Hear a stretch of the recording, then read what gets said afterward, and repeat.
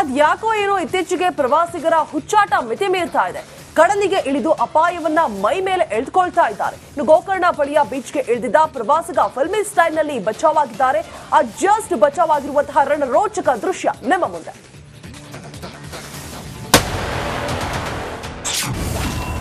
ದೃಶ್ಯ 1.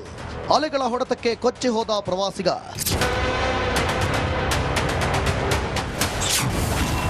ದೃಶ್ಯ 2. ಈಜು ಬಾರದೆ ವಿದೇಶಿ ಪ್ರವಾಸಿಗರ ನರಳಾಟ. ದೃಶ್ಯ 3. ಫಿಲ್ಮಿ ಸ್ಟೈಲ್ನಲ್ಲಿ ವಿದೇಶಿ ಪ್ರವಾಸಿಗರ ರಕ್ಷಣೆ.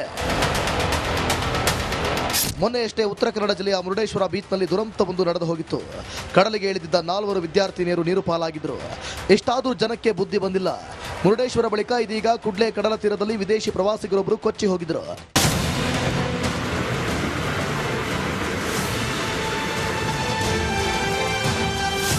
ಉತ್ತರ ಕನ್ನಡ ಜಿಲ್ಲೆಯ ಗೋಕರ್ಣದ ಕುಡ್ಲೆ ಕಡಲ ತೀರದಲ್ಲಿ ವಿದೇಶಿ ಪ್ರವಾಸಿಗರೊಬ್ಬರು ಇಳಿದಿದ್ರು. ಸೂರ್ಯಾಸ್ತದ ಬಳಿಕ ಇಟಲಿ ದೇಶದ 83 ವರ್ಷದ ಜಾರ್ಜ್ ಸಮುದ್ರಕ್ಕೆ ಧುಮ್ಮಿಕ್ಕಿದ್ರು. ಈಜಾಡುತ್ತಿದ್ದ ಜಾರ್ಜ್ ನೋಡುತ್ತಿದ್ದಂತೆ ಅಲೆಗಳ ಹೊಡೆತಕ್ಕೆ ಸಿಲುಕಿ ನೀರಲ್ಲಿ ಕೊಚ್ಚಿ ಹೋದ್ರು. ನೀರಿನ ಸುಳಿಗೆ ಸಿಲುಕಿ ಕೂಗಾಡುತ್ತಿದ್ರು.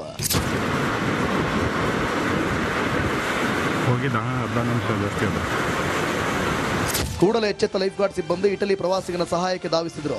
ನಾಗೇಂದ್ರ ಕೂರ್ಲೆ, ಪ್ರದೀಪ್ ಅಂಬಿಗ, ಪ್ರವಾಸಿ ಮಿತ್ರ ಶೇಖರ ಹರಿಕಂತ್ರ ಮೈಸ್ಟಿಕ್ ಬೋಟಿಂಗ್ ಗ್ರೂಪಿನ ಜಸ್ಕಿ ಬೋಟ್ನಲ್ಲಿ ತೆರಳಿ ಪ್ರವಾಸಿಗರನ್ನ ರಕ್ಷಿಸಿದ್ರು.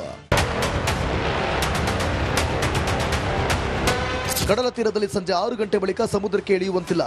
ಆದರೂ ಲೈಫ್ ಗಾರ್ಡ್ ಸಿಬ್ಬಂದಿ ಸೂಚನೆ ಧಿಕ್ಕರಿಸಿ ಪ್ರವಾಸಿಗರು ಮಸ್ತಿ ಮಾಡುತ್ತಿದ್ದಾರೆ.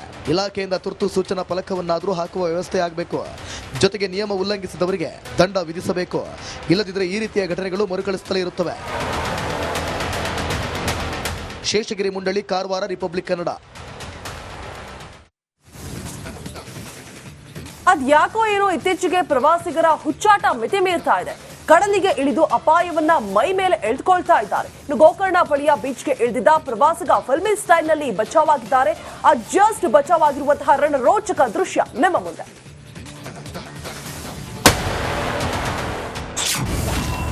ದೃಶ್ಯ 1. ಅಲೆಗಳ ಹೊಡೆತಕ್ಕೆ ಕೊಚ್ಚಿ ಹೋದ ಪ್ರವಾಸಿಗ.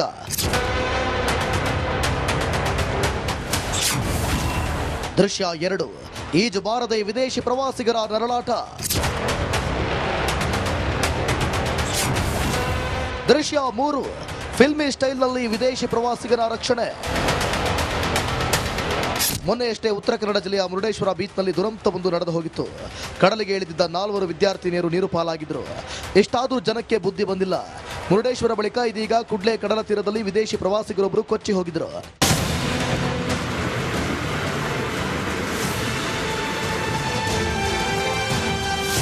ಉತ್ತರ ಕನ್ನಡ ಜಿಲ್ಲೆಯ ಗೋಕರ್ಣದ ಕುಡ್ಲೆ ಕಡಲ ತೀರದಲ್ಲಿ ವಿದೇಶಿ ಪ್ರವಾಸಿಗರೊಬ್ಬರು ಇಳಿದಿದ್ರು. ಸೂರ್ಯಾಸ್ತದ ಬಳಿಕ ಇಟಲಿ ದೇಶದ 83 ವರ್ಷದ ಜಾರ್ಜ್ ಸಮುದ್ರಕ್ಕೆ ಧುಮ್ಮಿಕ್ಕಿದ್ರು. ಈಜಾಡುತ್ತಿದ್ದ ಜಾರ್ಜ್ ನೋಡುತ್ತಿದ್ದಂತೆ ಅಲೆಗಳ ಹೊಡೆತಕ್ಕೆ ಸಿಲುಕಿ ನೀರಲ್ಲಿ ಕೊಚ್ಚಿ ಹೋದ್ರು. ನೀರಿನ ಸುಳಿಗೆ ಸಿಲುಕಿ ಕೂಗಾಡುತ್ತಿದ್ರು.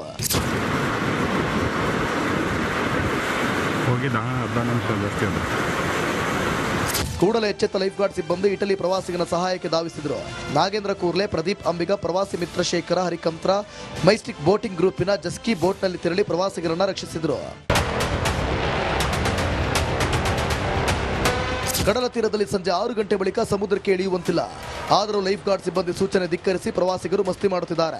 ಇಲಾಖೆಯಿಂದ ತುರ್ತು ಸೂಚನಾ ಫಲಕವನ್ನಾದರೂ ಹಾಕುವ ವ್ಯವಸ್ಥೆ ಆಗಬೇಕು. ಜೊತೆಗೆ ನಿಯಮ ಉಲ್ಲಂಘಿಸಿದವರಿಗೆ ದಂಡ ವಿಧಿಸಬೇಕು. ಇಲ್ಲದಿದ್ದರೆ ಈ ರೀತಿಯ ಘಟನೆಗಳು ಮರುಕಳಿಸುತ್ತಲೇ ಇರುತ್ತವೆ. ಶೇಷಗಿರಿ ಮುಂಡಳಿ, ಕಾರವಾರ, ರಿಪಬ್ಲಿಕ್ ಕನ್ನಡ. ಬಳ್ಳಾರಿ ಜೈಲಿನಲ್ಲಿದ್ದಾಗ ಕೊಲೆ ಆರೋಪಿಗೆ ನಿತ್ಯ ನರಕ ದರ್ಶನವಾಗ್ತಾ ಇತ್ತು. ಜೈಲಿಂದ ಆಚೆ ಬಂದ್ರೆ ಸಾಕು ಅಂತ ಹಪ್ಪಸ್ತಾ ಇದ್ರು. ಈ ವೇಳೆ ಮಧ್ಯಂತರ ಬೇಲ್ ಸಿಕ್ಕ ಕೂಡಲೇ ದೇವಿ ದರ್ಶನ ಮಾಡಬೇಕೆಂಬ ಆಸೆ ಇತ್ತಂತೆ. ಅವಕ್ಕೆ ಒಂದು ವರದಿ ಇದೆ, ನೋಡ್ಕೊಂಡು ಬನ್ನಿ.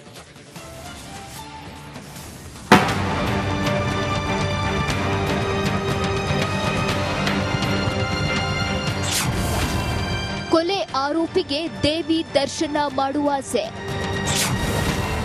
ಅಧಿಕಾರಿಗಳ ನಿರಾಕರಣೆ, ದಾಸ ಫುಲ್ ಸೈಲೆಂಟ್.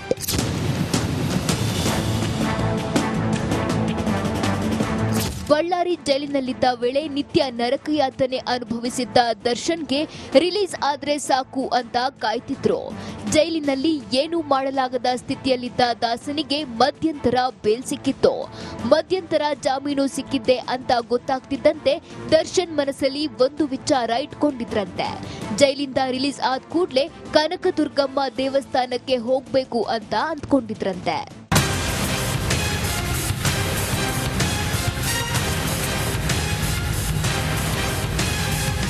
ಮಧ್ಯಂತರ ಜಾಮೀನು ಸಿಕ್ಕ ಬಳಿಕ ನೇರವಾಗಿ ಕನಕದುರ್ಗಮ್ಮ ದೇಗುಲಕ್ಕೆ ಹೋಗೋದಾಗಿ ಹಠ ಹಿಡಿದಿದ್ರಂತೆ. ಆದ್ರೆ ಇದಕ್ಕೆ ಬಳ್ಳಾರಿ ಎಸ್ಪಿ ಶೋಭಾ ರಾಣಿ ನಿರಾಕರಿಸಿದ್ದಾರಂತೆ. ಜೈಲಿಂದ ಹೊರಬರೋ ಮುನ್ನ ಅರ್ಧ ಗಂಟೆ ಅಧಿಕಾರಿಗಳ ಜೊತೆ ದರ್ಶನ್ ರಿಕ್ವೆಸ್ಟ್ ಮಾಡಿಕೊಂಡಿದ್ದಾರೆ. ಆದ್ರೆ ಎಷ್ಟೇ ಕೇಳ್ಕೊಂಡ್ರು ಅಧಿಕಾರಿಗಳು ನೋ ಎಂದಿದ್ರಂತೆ. ಕನಕದುರ್ಗಮ್ಮ ದೇಗುಲಕ್ಕೆ ಹೋಗ್ತಾರಾ ದರ್ಶನ್? ಎಷ್ಟೇ ಕೇಳಿದ್ರೂ ಅಧಿಕಾರಿಗಳು ಬಿಟ್ಟಿರಲಿಲ್ಲ. ಈಗಾಗಲೇ ಸಂಜೆಯಾಗಿದೆ, ಲಾ ಅಂಡ್ ಆರ್ಡರ್ ಪ್ರಾಬ್ಲಮ್ ಆಗಲಿದೆ ಅಂತ ಎಸ್ಪಿ ಶೋಭಾ ರಾಣಿ ಪರ್ಮಿಷನ್ ಕೊಡ್ಲಿಲ್ವಂತೆ. ದರ್ಶನ್ ಪತ್ನಿ ವಿಜಯಲಕ್ಷ್ಮಿ ಕನಕದುರ್ಗಮ್ಮ ದೇವಾಲಯಕ್ಕೆ 3-4 ಬಾರಿ ಹೋಗಿ ಬಂದಿದ್ರು.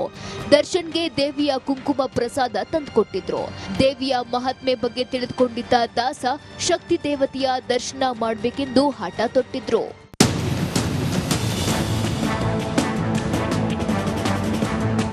ಆದ್ರೆ ಮಧ್ಯಂತರ ಬೇಲ್ ಸಿಕ್ಕ ಬೆನ್ನಲ್ಲೇ ಬೆಂಗಳೂರಿಗೆ ಬಂದಿದ್ದು ಬಿಜಿಎಸ್ ಆಸ್ಪತ್ರೆಯಲ್ಲಿ ಚಿಕಿತ್ಸೆಗೆ ದಾಖಲಾಗಿದ್ರು. ಇದೀಗ ಆಸ್ಪತ್ರೆಯಿಂದ ದರ್ಶನ್ ರಿಲೀಸ್ ಆಗಿದ್ದು ಬಳ್ಳಾರಿಗೆ ಹೋಗಿ ಕನಕದುರ್ಗಮ್ಮನ ದರ್ಶನ ಪಡಿತಾರಾ ಕಾದ್ ನೋಡ್ಬೇಕು. Bureau report, republic Kannada. ನಮಸ್ಕಾರ, ಕರ್ನಾಟಕ ಪ್ರೈಮ್ ಟೈಮ್ಗೆ ಸ್ವಾಗತ. ನಾನು ಜಯಪ್ರಕಾಶ್ ಶೆಟ್ಟಿ. ಇಡೀ ಕರ್ನಾಡು ಇವತ್ತು ರೆಬೆಲ್ ಆಗಿ ನಿಂತಿದೆ. ಈ ಹಗರಣಗಳನ್ನು ಸದನದಲ್ಲಿ ಪ್ರಸ್ತಾಪ ಮಾಡಲು ಕೂಡ ಕಾಂಗ್ರೆಸ್ ಹಿಂದೇಟು ಹಾಕಿದ್ದೇಕೆ? ನಿಮ್ಗೆ ಸಂಬಳ ಅದಕ್ಕೆ, ನಿಮಗೆ ವಾಹನ ಅದಕ್ಕೆ, ನಿಮಗೆ ವೆಪನ್ ಅದಕ್ಕೆ, ನೀವು ಅದನ್ನು ಸೆರೆ ಹಿಡಿಬೇಕಾಗಿತ್ತು. ನೀವು ವಿದ್ಯುತ್ ಬರ ಇದೆ ಅಂತ ಹೇಳ್ತಾ ಇದ್ದೀರಿ, ಎಲ್ಲಿ ಬರ ಇದೆ ನೀವು ಹೇಳಬೇಕು. ಪಾಕಿಸ್ತಾನ್ ಆಕ್ಯುಪೈಡ್ ಕಾಶ್ಮೀರ್ ಅದು ಎಂದೆಂದಿಗೂ ನಮ್ಮದು. 40 ಮೆಷಿನ್ಗಳು ತಂದಿತ್ತು ನೋಟ್ ಎಣಿಸುವುದಕ್ಕೆ, ಅದೇ ಹಾಳಾಯಿತು. ಮಥುರಾದ ಗಲಾಟೆ ಇದೆಯಲ್ಲ, ಅದು ಸ್ಥಳೀಯವಾಗಿ ಕೂತು ಪರಿಹರಿಸಬಹುದಾದಂಥ ಕಾನೂನಿದೆ. ಗ್ಯಾರಂಟಿ ಯೋಜನೆಯಿಂದ ನಷ್ಟ ಆಗಿದೆ, ಲಾಭ ಆಗಿದೆ, ದಯವಿಟ್ಟು ಹೇಳಿ.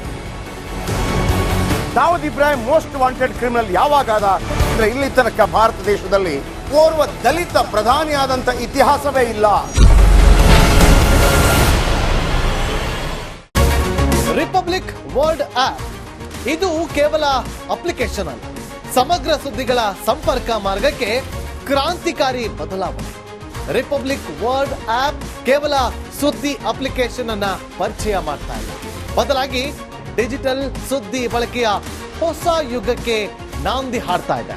ಇದೊಂದು ಬ್ರೇಕಿಂಗ್ ನ್ಯೂಸ್, ಪ್ರಭಾವಶಾಲಿ ಕಾರ್ಯಕ್ರಮಗಳಿಗೆ ಗಟ್ಟಿಯಾದ ವೇದಿಕೆ. ರಿಪಬ್ಲಿಕ್ ವರ್ಲ್ಡ್ ಅಪ್ಲಿಕೇಶನ್ ಈಗ ಲೈವ್ ಆಗಿದೆ. ಗೂಗಲ್ ಪ್ಲೇ ಸ್ಟೋರ್ ಮತ್ತು ಆಪಲ್ ಆಪ್ ಸ್ಟೋರ್ ಎರಡರಲ್ಲೂ ಲಭ್ಯವಿದೆ. ಈಗಲೇ ಡೌನ್ಲೋಡ್ ಮಾಡಿ.